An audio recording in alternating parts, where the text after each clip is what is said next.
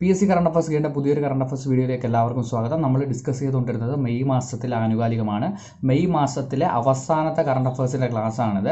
ഇതോടുകൂടി നമ്മളൊരു 98% ക്വസ്റ്റ്യൻസും ആനുകാലികങ്ങളും നമ്മൾ നോക്കി തീർന്നു കഴിഞ്ഞിരിക്കും.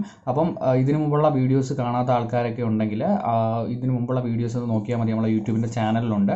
അപ്പം നമുക്ക് ഇമ്പോർട്ടൻ്റ് ആയിട്ടുള്ള കറണ്ട് അഫയേഴ്സിലേക്ക് പോകാം. സ്കൂൾ പാഠ്യഭാഗങ്ങൾ ഡിജിറ്റലായി സംരക്ഷണം ചെയ്യുന്ന പദ്ധതിയാണ് ഫസ്റ്റ് ബെല്ല്.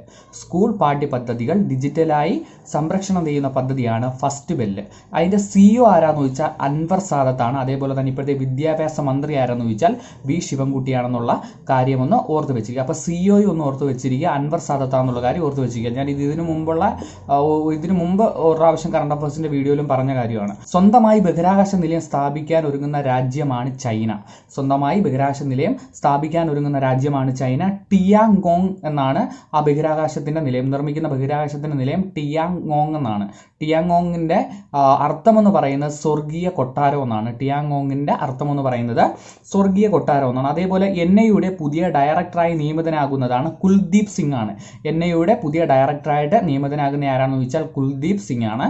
അതേപോലെ നല്ലൊരു ചോദ്യം, ഇന്ത്യൻ തീരസേന തദ്ദേശീയമായി നിർമ്മിച്ച കപ്പലാണ് OPV സജഗ് ആണ്. OPV സജഗ് മൂന്നാമത്തെ കപ്പലാണ് ഇങ്ങനെ നിർമ്മിക്കുന്നത്. ഒന്നാമത്തെ കപ്പലിൻ്റെ പേര് സജേത് എന്നായിരുന്നു, രണ്ടാമത്തെ കപ്പലിൻ്റെ പേര് സുജീൽ എന്നാണ്, മൂന്നാമത്തെയാണ് OPV സജഗ് എന്നുള്ള കാര്യം ഒന്ന് ഓർത്ത് വെച്ചിരിക്കുക. അടുത്ത നല്ലൊരു ചോദ്യം, 30 വയസ്സിൽ താഴെയുള്ള എഴുത്തുകാരെ കണ്ടെത്തി പ്രോത്സാഹിപ്പിക്കുന്നതിനായി പ്രധാനമന്ത്രിയുടെ പദ്ധതിയാണ് യുവ.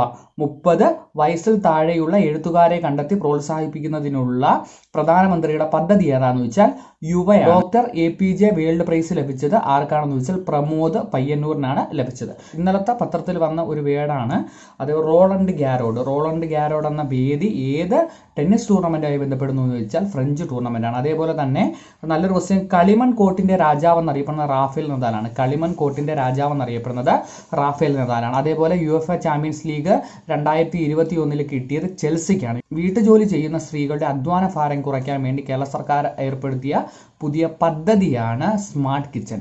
അതേപോലെ തന്നെ അപ്പോൾ നമ്മുടെ ആരോഗ്യമന്ത്രിയും ശിശു വകുപ്പ് മന്ത്രി ആരാണെന്ന് ഓർത്ത് വെച്ചിരിക്കുകയാണ്. ആരോഗ്യമന്ത്രിയും ശിശു വകുപ്പ് മന്ത്രിയും വീണ ജോർജ് ആണെന്നുള്ള കാര്യം ഒന്ന് ഓർത്ത് വെച്ചിരിക്കുക. അതേപോലെ നല്ലൊരു ക്വസ്റ്റ്യൻ ആണ്, ഏറ്റവും വേഗത്തിൽ എവറസ്റ്റ് കീഴടക്കിയതാണ് സാങ് യിങ് ഹോയ്.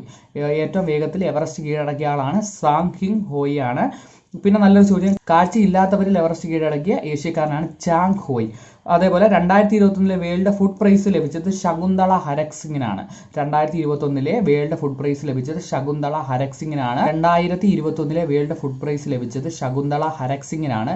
2020 ലഭിച്ചത് ഡോക്ടർ രത്തൻലാലാണ്. ഇതോടെ നമ്മുടെ മെയ് മാസത്തിലെ ഒരുവിധം ഇമ്പോർട്ടൻ്റ് ആയിട്ടുള്ള എല്ലാ കറണ്ട് അഫയേഴ്സും നമ്മൾ നോക്കിക്കഴിഞ്ഞു. അപ്പം നിങ്ങൾക്ക് ഇനി വീഡിയോ കാണണമെന്നുണ്ടെങ്കിൽ ഇതിനു മുമ്പുള്ള ക്വസ്റ്റ്യൻസ് നോക്കിയാൽ മതി. ഈ മാസത്തിൽ മെയ് മാസത്തിൽ നല്ല കുറേ ക്വസ്റ്റ്യൻസ് ഉണ്ട്. ഇനി വരുന്ന പരീക്ഷകൾക്ക് ചോദിക്കാൻ സാധ്യതയുള്ള നല്ല കുറേ ക്വസ്റ്റ്യൻസ് ഉണ്ട്.